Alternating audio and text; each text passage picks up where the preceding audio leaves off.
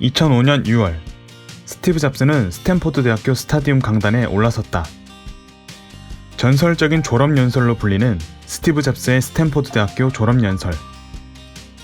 잡스는 이 연설에서 자신의 인생에서 얻은 교훈을 졸업생들에게 풀어놓았다. 연설의 3분의 1쯤 흘렀을 때 그는 이렇게 말했다. 위대한 일을 하는 유일한 방법은 여러분이 하는 일을 사랑하는 겁니다. 아직 그런 일을 찾지 못했다면 반드시 계속해서 찾아보세요. 현실에 안주하지 말고 여러분이 사랑하는 일을 찾으세요. 연설이 마치자 그에게 기립박수가 쏟아졌고 아직까지도 많은 사람들이 스티브 잡스의 연설을 보며 감동을 받는다. 잡스의 연설에는 다양한 교훈이 담겨 있지만 당신이 사랑하는 일을 하라는 내용을 특히 강조했다. 당신도 아마 이 영상을 보고 나서 이런 생각을 했을 것이다. 여기서 가장 중요한 교훈은 자신의 목적을 찾고 열정을 따르라는 거야. 꼭 해야 한다고 생각하는 일을 이루기에도 인생은 너무 짧아. 그런데 이 교훈을 얻은 당신의 삶은 정말로 변했는가? 학습 및 커리어 관리 분야에서 최고 인기 블로그 운영자이자 열정의 배신의 저자인 칼 뉴포트 교수는 이렇게 말한다. 저는 스티브 잡스의 이 조언을 열정론이라고 부릅니다. 이 열정론은 이제 흔하게 보이는 테마입니다. 우리는 어린 나이부터 이 메시지를 배워왔죠. 용기 있게 자신의 열정을 따르는 이들을 숭배해야 하고 안전한 길에 순응하는 겁쟁이들을 부끄러워해야 한다고 배웠습니다. 그런데 이 말을 기분 좋은 슬로건 정도로 여기고 정말 열정만을 따르기 시작한다면 당신의 인생은 크나큰 불행에 빠집니다. 스티브 잡스 같이 열정적인 사람들이 정말 자신의 커리어를 어떻게 시작했는지 파고들어보면 사실은 그게 결코 간단하지 않다는 걸 금방 알 수 있기 때문이죠. 잡스와 애플의 창업에 대한 진실을 말해드리자면 사실 그의 커리어는 IT나 기업 운영에 열정을 가진 사람의 행동으로는 보기 어려웠습니다. 애플을 설립하기 몇 달 전만 하더라도 스티브 잡스는 그저 영적 깨달음을 추구하며 고뇌하던 젊은이였을 뿐 IT는 당장 급한 돈을 위해 건드려본 수준이었습니다. 그가 만약 정말로 내면의 열정을 따랐었다면 그는 아마 수도승이 되었을 겁니다. 물론 잡스가 결국은 자신의 일에 열정을 갖게 됐다는 것까지 의심하지는 않습니다. 그의 유명한 연설 동영상 중 하나만 봐도 그가 자신의 일을 얼마나 사랑하는지 쉽게 알 수 있죠. 하지만 그 사실이 말해주는 건 자신이 하는 일을 즐기는 건 좋은 일이다 라는 점뿐입니다. 이건 맞는 말이긴 하지만 동어 반복에 불과하죠. 우리가 진정으로 궁금해하는 질문인 자신이 사랑하게 될 일을 어떻게 찾을 것인가에 대한 답을 찾는 데는 아무런 도움도 되지 않습니다. 만약 열정을 따르라가 잘못된 조언이라면 그걸 대체할 수 있는 올바른 조언은 무엇일까요? 연구에 따르면 가장 행복하고 가장 열정적인 직원들은 열정을 따른 사람들이 아니라 자신의 일에 충분히 능숙해질 만큼 오래 일한 사람들이었습니다. 조금만 생각해보면 충분히 이해할 수 있는 얘기입니다. 근무 연수가 오래됐다는 건 일에 능숙해지고 높은 능률을 올릴 수 있는 충분한 시간을 보냈다는 뜻이죠. 또한 동료들과 끈끈한 유대감을 형성하고 자신의 일이 타인을 이롭게 하는 경우도 많이 지켜봤을 겁니다. 그런데 이 모든 것이 열정론 하나만으로는 설명할 수 없다는 점입니다. 열정론은 진정한 열정을 따라 직업을 선택하기만 하면 즉시 행복이 보장된다고 강조하니까요. 열정론이 불러일으키는 나는 누구지? 내가 진짜 좋아하는 일은 뭐지? 와 같은 질문은 근본적으로 답하기가 불가능합니다. 다시 말해 열정론은 거의 대부분의 경우에 불행과 혼란을 가중시키죠. 따라서 제가 여러분들에게 제안하고 싶은 것은 열정을 찾기보다는 장인 마인드셋을 가져야 한다는 것입니다. 장인 마인드셋이란 커리어 자산을 쌓아가는데 목표를 두는 방식입니다. 당신이 제대로 된 커리어를 쌓으려면 의식적 훈련에 집중해야 하죠.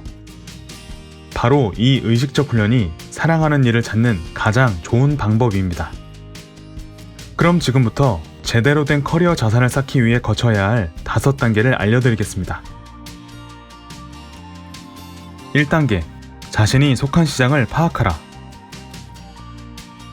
커리어 자산을 획득하려면 먼저 자신이 속한 시장을 파악해야 합니다. 시장은 크게 두 종류가 있습니다. 승자 독식 시장, 다른 하나는 경매 시장이죠. 승자 독식 시장은 단 한 종류의 커리어 자산만이 이용 가능하고 그 자산을 차지하기 위해 많은 사람들이 경쟁하는 구조입니다.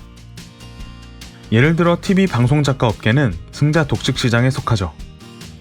모든 것이 좋은 대본을 쓰는 능력에 달려있기 때문입니다. 즉, 이 시장의 유일한 커리어 자산은 대본 작성 능력입니다. 반대로 경매 시장은 좀 더 자유로운 구조입니다. 여기엔 다양한 종류의 커리어 자산이 존재하고 각자가 고유한 조합을 구성할 수 있죠. 의식적 훈련 전략을 세울 때 첫 번째 과제는 자신이 어떤 유형의 커리어 자산 시장에서 경쟁하고 있는지 파악하는 일입니다. 2단계. 자신의 자산 유형을 파악하라.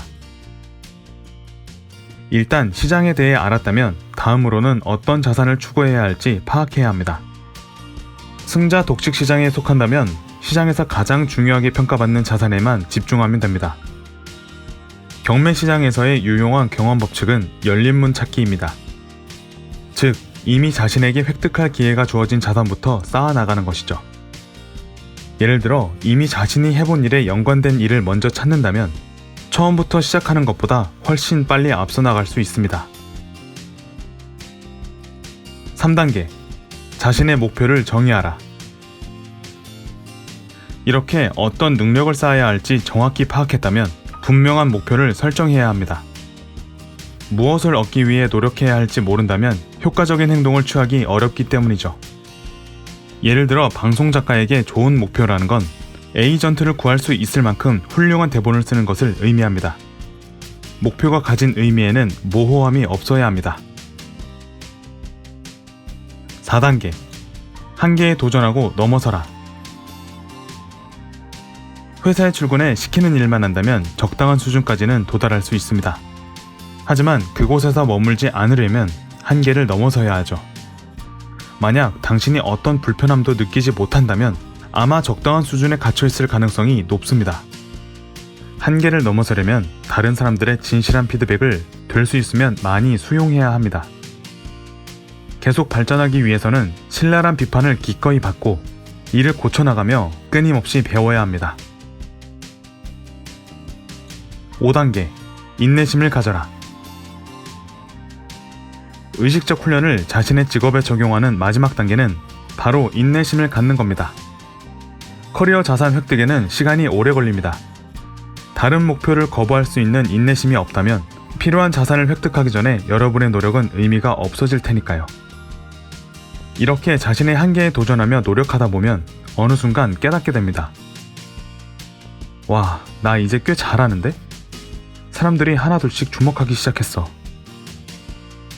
즉, 의식적 훈련의 핵심은 자신의 안전지대를 넘어 실력을 의식적으로 키우고 실적에 대해 무자비한 피드백을 받는 자세를 뜻합니다.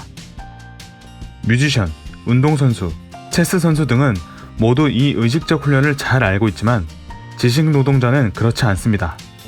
그렇기에 앞서 말씀드린 5단계를 자신의 직업에 적용할 수 있다면 압도적인 커리어 자산을 가질 수 있게 될 겁니다. 행복한 삶을 살고 싶나요? 그렇다면 열정을 찾기보다는 5단계 의식적 훈련을 통해 당장 오늘부터 당신만의 커리어를 쌓아나가세요. 의식적 훈련만이 당신의 삶을 완전히 바꿔줄 수 있습니다.